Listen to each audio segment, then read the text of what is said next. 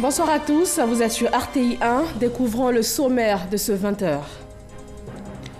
Le président ivoirien Alassane Ouattara a reçu ce lundi le ministre chinois des Affaires étrangères Wang Yi et aussi le ministre délégué aux Affaires étrangères et à la coopération internationale du gouvernement italien. Au menu, la coopération entre la Côte d'Ivoire et ces deux pays. Quelle réponse africaine au phénomène de l'immigration clandestine? La deuxième édition du Forum de la diaspora ivoirienne planche sur cette question cruciale. Elle a ouvert ses portes ce lundi dans la capitale économique ivoirienne. Le gouvernement de Côte d'Ivoire apporte son appui et sa compassion aux victimes de la récente mutinerie qui a secoué le pays. À Korogo et à Boaké, les blessés et les familles endeuillées ont reçu la visite de la ministre de la Solidarité. Et puis en Libye, le Haut Commissariat pour les réfugiés dénonce les conditions de vie épouvantables dans les centres de détention pour migrants. Il appelle à la libération des demandeurs d'asile et réfugiés détenus. Merci à tous d'être sur RTI 1. Il est rentré de Riyad en Arabie Saoudite. Le président Alassane Ouattara a regagné Abidjan dans la nuit d'hier dimanche. Il a pris part au sommet islamique arabo-américain sur la sécurité internationale et le terrorisme. Le chef de l'État a été accueilli à son arrivée par le Premier ministre et par plusieurs membres du gouvernement. Le président Alassane Ouattara a reçu ce lundi le ministre chinois des Affaires étrangères Wang Yi. Plusieurs secteurs dans lesquels la Chine investit en Côte d'Ivoire étaient sur la table: l'eau, l'énergie, les infrastructures maritimes et portuaires, la construction des cités universitaires. Ensuite, le président Alassane Ouattara a échangé avec le ministre délégué aux Affaires étrangères et à la coopération internationale du gouvernement italien. Viviane Aïma. Arrivé dimanche soir à Abidjan dans le cadre d'une tournée africaine, le ministre chinois des Affaires étrangères, Wang Yi, a été reçu ce lundi au palais présidentiel par le président de la République, Alassane Ouattara. Au menu des échanges, la coopération entre la Côte d'Ivoire et la Chine, une coopération qui se veut dynamique, sous l'impulsion des deux chefs d'État, les présidents Alassane Ouattara et Xi Jinping. Ce sont plus de 3 500 milliards de francs que la Chine a décidé d'octroyer à la Côte d'Ivoire pour le financement de divers projets.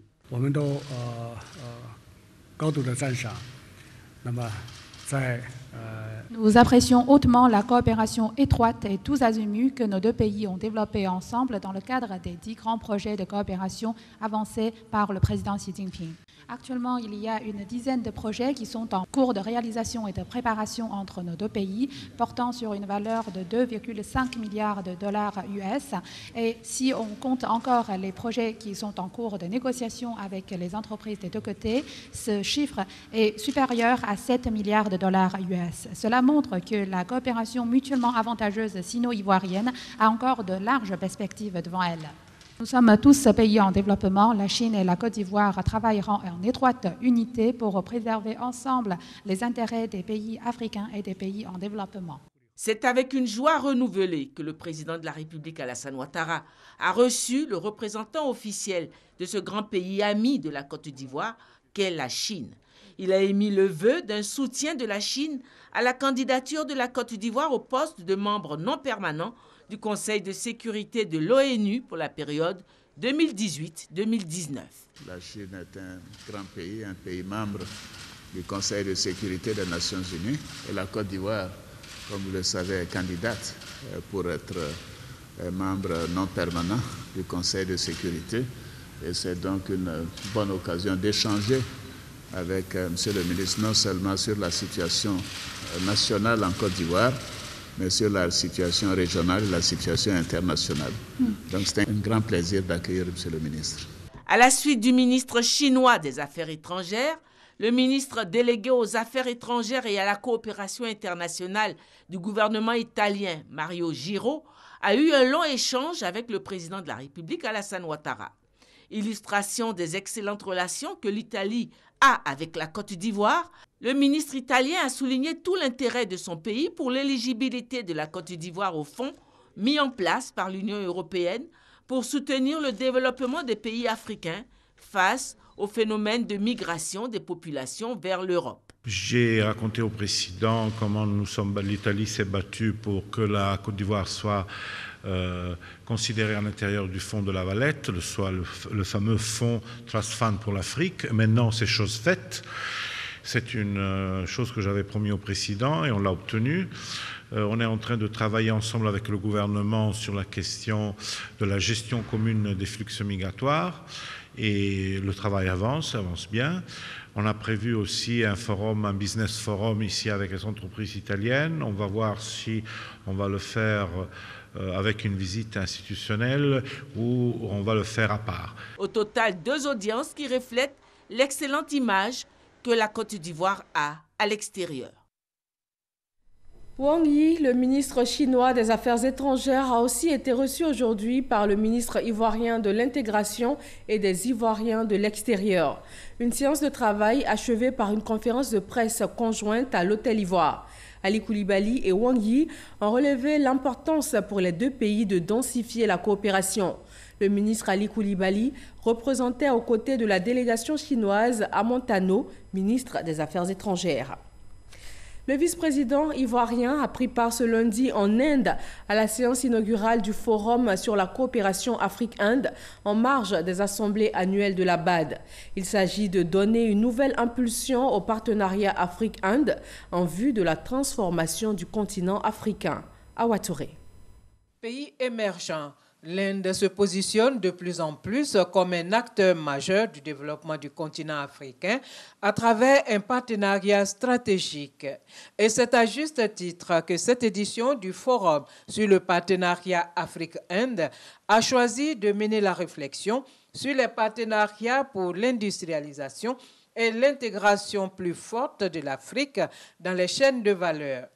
Un thème qui tient compte du top 5 des priorités définies par la Banque africaine de développement pour la transformation de l'Afrique. Il s'agit pour le continent de développer le secteur de l'énergie, améliorer la productivité agricole, s'industrialiser, renforcer l'intégration africaine et améliorer les conditions de vie des populations.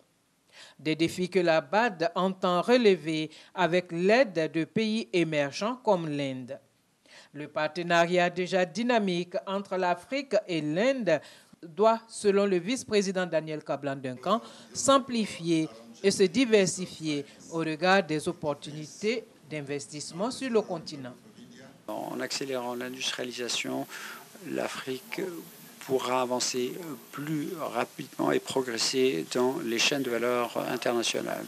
À cette fin, l'Afrique pourrait s'inspirer et profiter de la stratégie indienne pour mieux développer le secteur privé au plan national, capable non seulement de maîtriser la croissance nationale, mais être compétitif au plan international. Pour le ministre indien des Finances et de la Défense, l'Afrique et l'Inde, confrontées à des défis similaires, doivent partager leurs expériences en vue de nouer un nouveau type de partenariat basé sur le volontariat. Au thème de la cérémonie d'ouverture, la Côte d'Ivoire et Exim Bank Inde ont signé un accord dans le cadre de la réhabilitation de 4 hôpitaux militaires à hauteur de 42 milliards 840 millions de francs.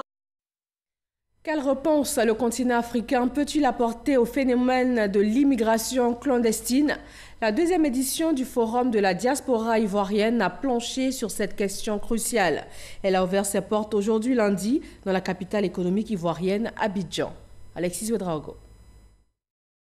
La diaspora ivoirienne se réunit à Abidjan ce lundi et mardi.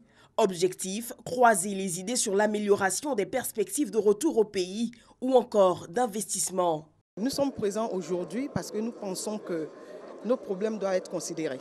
Il faut qu'on arrive à s'approprier le pays, à s'y installer, mais on a besoin de réponses concrètes. Donc on a besoin de se rencontrer dans des espaces comme cela pour pouvoir échanger et être rassuré ou pas sur un retour ou pas au pays en fait. Les Ivoiriens de l'extérieur, ça a un peu plus d'1 million de personnes reparties dans le monde. Un poids économique important dont le gouvernement a pleinement conscience. La mission du gouvernement n'est pas de se substituer aux intéressés, mais plutôt d'être à leur côté, d'être attentif à leurs préoccupations. Notre mission, c'est également d'accompagner ceux qui le souhaitent dans cette aventure qui peut être exaltante et qui reste porteuse de risques inouïs.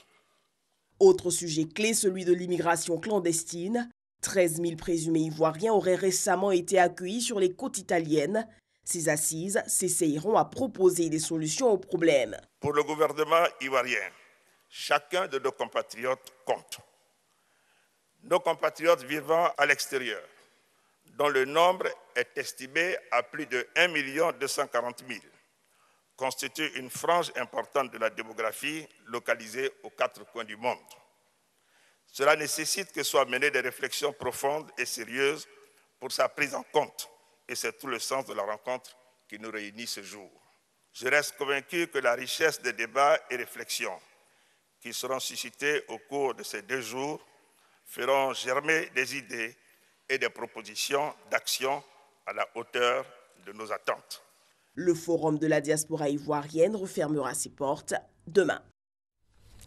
Le gouvernement ivoirien apporte son appui et sa compassion aux victimes de la récente mutinerie qui a secoué plusieurs villes du pays.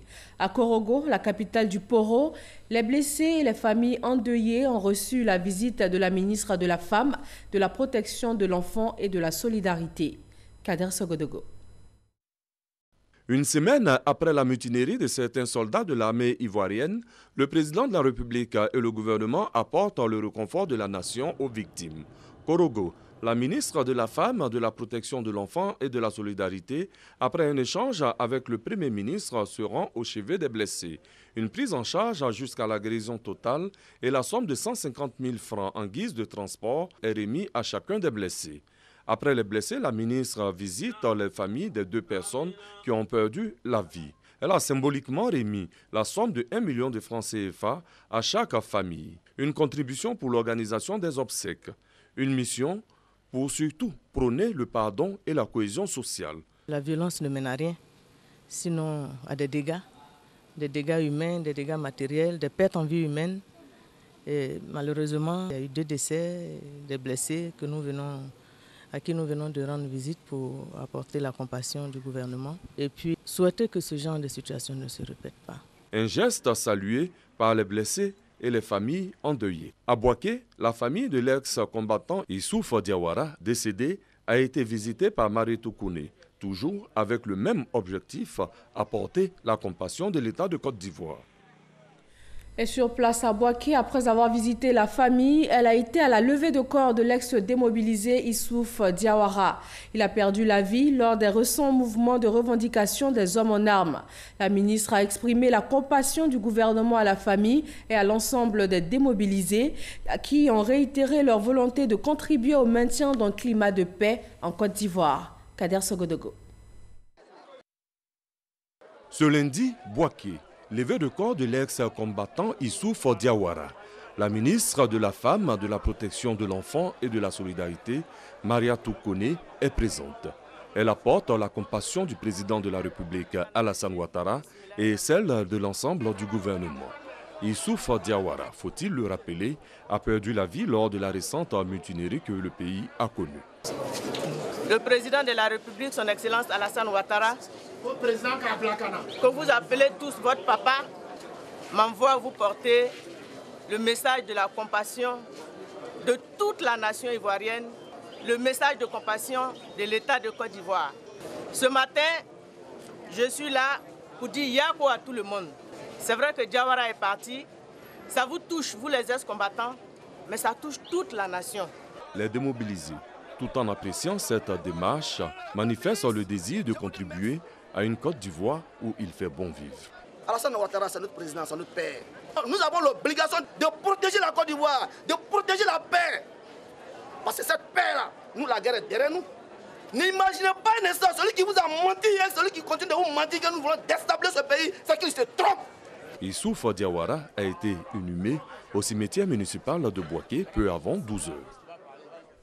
Au terme de sa mission à Korogo et à Boaké, le ministère de la Femme, de la protection de l'enfant et de la solidarité souligne dans un communiqué que la ministre Mariatou Kone n'a jamais été séquestrée ni prise en otage, contrairement aux rumeurs circulant sur les réseaux sociaux. La ministre rassure et invite l'ensemble des victimes de la récente mutinerie et au-delà tous les Ivoiriens au calme à privilégier la voie de la négociation et du dialogue au détriment de la violence. Le grand médiateur de la République outille 10 médiateurs délégués et leurs assistants en connaissances et en méthode de travail. Ils vont bientôt être déployés dans 10 grandes régions du pays pour le règlement des conflits et de litiges entre différentes communautés. Ahmed Traoré et Herman Guivé. Régler les conflits et apaiser les tensions humaines, c'est le rôle du médiateur de la République. L'institution a procédé au recrutement de médiateurs délégués et de leurs assistants. Le but de cette opération est de prolonger l'action de l'institution sur le terrain en donnant à ces recrues des connaissances et des méthodes de travail avant de les déployer dans 10 grandes régions du pays.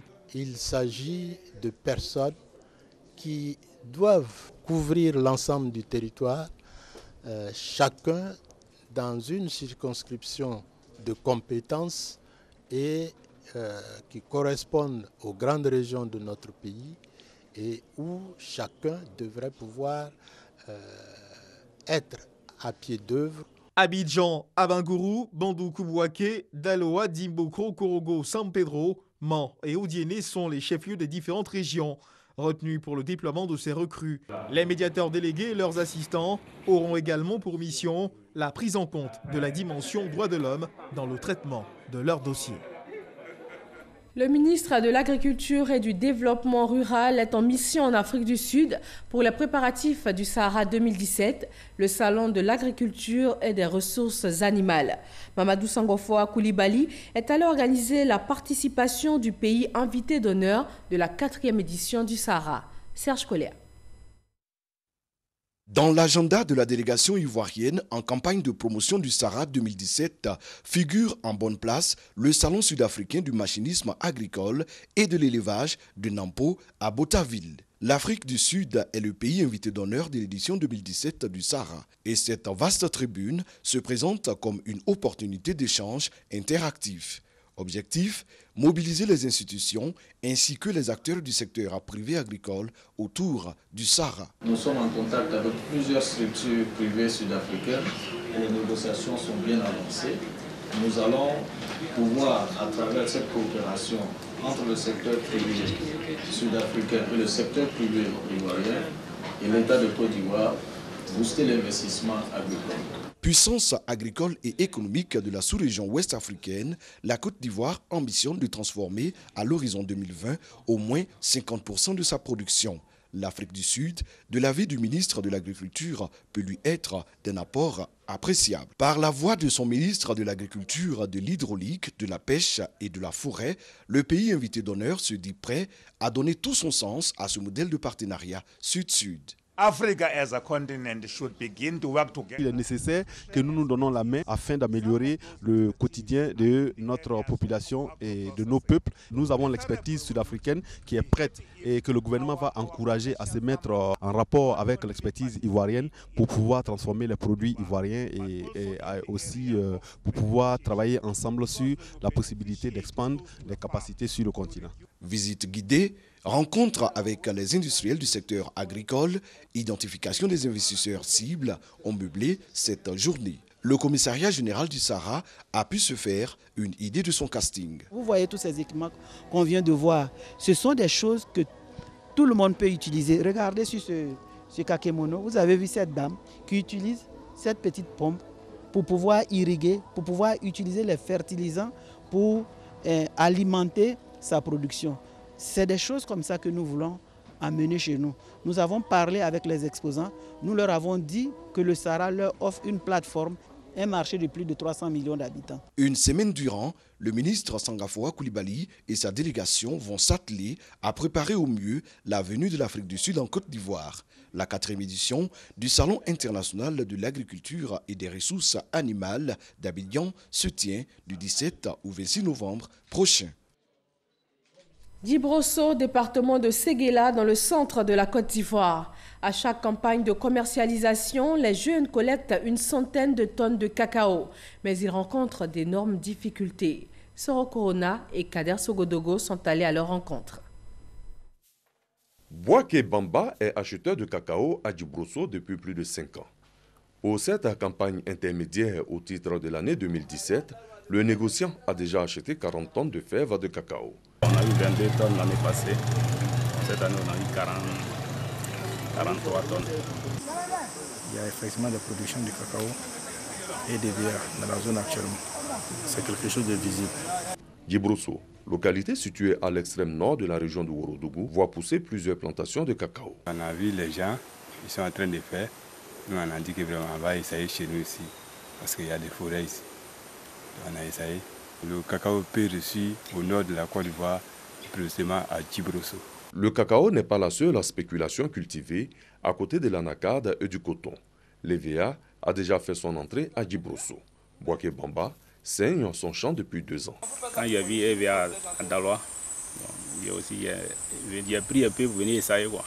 En dépit de la volonté des producteurs de Djibrosso de développer la culture du cacao et de l'EVA, il existe quelques difficultés. Si tu veux faire champ là, il faut avoir le moyen. En tout cas, on n'a pas assez de moyens. Parce qu'actuellement, là, c'est les produits qu'on prend pour traiter maintenant. Balayer là, vraiment, c'est beaucoup diminué. Oh, le produit là aussi, c'est l'argent. C'est pour vendre là qui me fatigue un peu. Ah, pourquoi? Il prend jusqu'à fois là d'Aloa.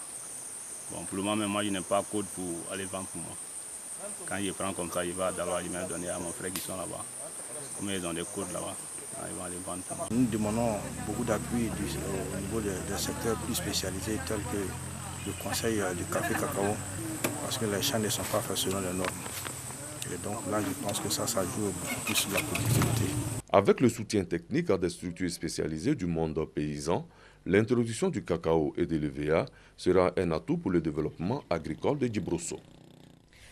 L'agence comptable des créances contentieuses du Trésor public a mené des investigations. Il en ressort que des fonctionnaires et agents de l'État perçoivent des rémunérations auxquelles ils n'ont pas droit. Résultat, plus de 5 milliards de francs CFA de pertes enregistrées entre 2012 et 2016. Le Trésor public somme les fonctionnaires concernés de rembourser les sommes indûment perçues. Francis Boifo. Le décès, le détachement, la disponibilité, la retraite, l'abandon de poste, la démission. La transmission tardive de ces informations à la direction de la solde entraîne des trop perçus. Ce sont des sommes indûment payées au profit des fonctionnaires et agents de l'État en situation administrative n'ouvrant pas droit à la rémunération. Entre 2012 et 2016, l'État a payé plus de 5 milliards 200 millions de francs CFA au titre des trop perçus. Environ 1 milliard 300 millions de francs CFA ont été recouvrés grâce au dispositif mis en place par la Direction générale du Trésor public. Toutes les personnes qui ont bénéficié de paiements indus, qui ont changé de situation administrative, qui ont continué à percevoir les indemnités, ou alors toute autre situation similaire pour lesquelles le Trésor a dû décaisser de l'argent de façon indue, ces personnes doivent s'attendre à répéter l'indu, c'est-à-dire à rembourser. Et nos services seront mis à contribution pour arriver à percevoir la totalité de ce qui a été décaissé. Pour éviter les déperditions des ressources budgétaires et des pertes sur la trésorerie de l'État, un séminaire a été organisé à l'attention des responsables des ressources humaines. Pour le ministre de l'Économie et des Finances, Adama Kone, il faut mettre fin aux paiements injustifiés, mais également améliorer le recouvrement des sommes indûment perçues. D'où la nécessité pour les participants de travailler à la mise en place d'un mécanisme simplifié d'information auprès de la direction de la solde. L'apprentissage, une alternative pour l'insertion des jeunes dans le tissu socio-économique. Le Bureau de coordination des programmes emploi œuvre à l'adoption d'un nouveau cadre réglementaire qui va régir l'apprentissage en Côte d'Ivoire. Une solution pour l'employabilité des jeunes. Justine Diké. Ils sont nombreux, âgés d'au moins 14 ans et sans diplôme. L'apprentissage, qui alterne formation théorique et pratique en milieu professionnel, est une opportunité pour eux d'avoir des métiers. Le projet Emploi Jeunes et Développement des Compétences PGDEC, à travers le Bureau de coordination des programmes emploi, PCP Emploi, offre cette opportunité à 10 000 d'entre eux appelés à être formés durant 1 an. Mais pour la mise en œuvre de l'apprentissage, un nouveau cadre réglementaire s'impose. Toutes les parties prenantes et les acteurs de l'apprentissage s'activent donc pour l'adoption de ce nouveau cadre réglementaire, d'où la tenue de ce séminaire de 3 jours. Cet atelier nous a permis donc de valider et même de réécrire aussi bien la loi qui doit soutenir l'apprentissage, mais les projets de décrets et d'arrêtés qui doivent bien sûr mettre en application cette loi. Et cela a permis à tous les participants de l'ensemble des ministères impliqués dans l'apprentissage de se mettre d'accord sur qui doit faire quoi, sur qu'est-ce qu'on doit financer, qui doit financer, comment la tâche d'apprentissage doit être utilisée. Le secrétaire d'État chargé de l'enseignement technique et de la formation professionnelle, Mamadou Touré, satisfait des résultats de ses travaux, se veut rassurant quant à la promulgation de ce nouveau cadre par un décret et à son adoption par l'Assemblée nationale dans un bref délai. La réforme de l'apprentissage, qui dure depuis 2 ans, se fait avec l'appui financier de la Banque mondiale et l'expertise d'un cabinet français. Nous sommes aujourd'hui 22 mai, la journée internationale de la biodiversité ou de la diversité biologique. Ici en Côte d'Ivoire, le ministère de la Salubrité, de l'Environnement et du Développement durable saisit l'occasion pour informer et sensibiliser les populations sur les questions liées à la biodiversité. Cette année, le thème est biodiversité et tourisme durable. L'opération Grand Ménage version Aboisseau est en marche. Les populations de cette ville du sud-est de la Côte d'Ivoire veulent faire de leur cadre de vie un modèle de propreté. Mamadou Kwasi. Le maire de la ville d'Aboisseau, accompagné des autorités administratives, des chefs coutumiers, des leaders religieux, des jeunes et des femmes dans les rues de la commune. Ces populations de la ville d'Aboisseau nettoient les rues, curent les caniveaux pour assainir leur cadre de vie. Pour cette phase 1 de l'opération Grand Ménage à Aboisseau, ce sont les grandes artères qui sont prises en compte. Je dis aux populations que la propreté n'a pas de prix. Il faut être propre chez soi, il faut être propre autour de chez soi, être propre hors de sa résidence. Et c'est l'action que nous posons ici, permettre aux populations de désormais mettre cela dans leur habitude. Représentant le préfet des régions, le secrétaire général de la préfecture d'Aboisseau, lui-même acteur de cette campagne de salubrité, souhaite que cette opération se traduise également en actes dans tous les villages, afin de permettre aux populations de vivre dans un cadre de vie sain et agréable. Vous voyez que l'autorité, le représentant du chef de l'État, se met à la tâche, se permet de nettoyer. Je crois que ça révèle que tout le monde doit faire, tout le monde doit être propre, chacun doit être propre et cela pousse toute la population à faire comme lui. Les chefs coutumiers, les leaders religieux, les jeunes, les femmes, bref, l'ensemble des populations s'engagent à accompagner l'opération initiée par le gouvernement et traduite en actes par la mairie d'Aboisseau. La propreté est la meilleure pharmacie de la santé. Quand on se lève le matin qu'on n'est pas propre, on se sent mal à l'aise.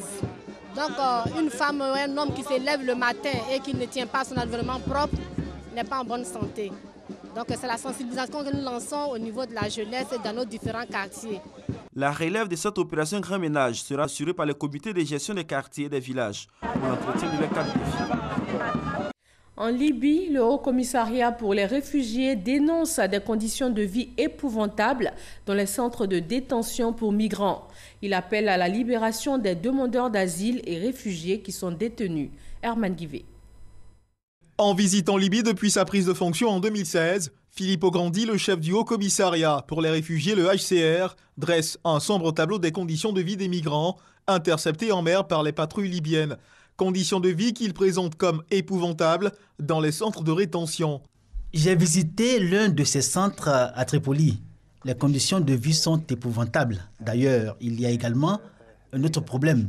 Certains détenus sont en fait des réfugiés et des demandeurs d'asile. Ces personnes ne doivent pas être détenues et ceci va à l'encontre des principes de base. Après avoir bravé les tempêtes et les vagues houleuses de la mer Méditerranée, ceux qui croyaient trouver le bonheur à l'autre bout des vagues sont rassemblés dans des centres de détention comme celui-ci, qui offrent des conditions de vie marquées d'une précarité absolue. Se disant choqué, il décrit des conditions de vie exécrables d'un point de vue sanitaire avec des personnes qui dorment les unes sur les autres. La Libye devenue un no man's land depuis la chute de Mouammar Kadhafi en 2011 peine à assurer la sécurité de son territoire. Pour Filippo Grandi, le patron du HCR, d'autres solutions devraient être trouvées pour les migrants venant de pays en conflit comme la Syrie et la Somalie. En France, la bataille des élections législatives est officiellement lancée avec l'ouverture de la campagne aujourd'hui. Pendant les 20 prochains jours, jusqu'au vendredi 9 juin à minuit, les candidats à la députation dans l'une des 577 circonscriptions de France peuvent faire campagne. Les 11 et 18 juin, les Français vont de nouveau se rendre aux urnes, cette fois pour renouveler l'Assemblée nationale. Voilà, merci de votre attention. Merci de nous suivre depuis Alépé, à 45 km au nord-est d'Abidjan. Dans cette ville de la région de la Mé, on pratique des cultures de rente comme le café, le cacao, le palmier à huile, l'EVA ou encore la banane douce. Bonsoir à tous.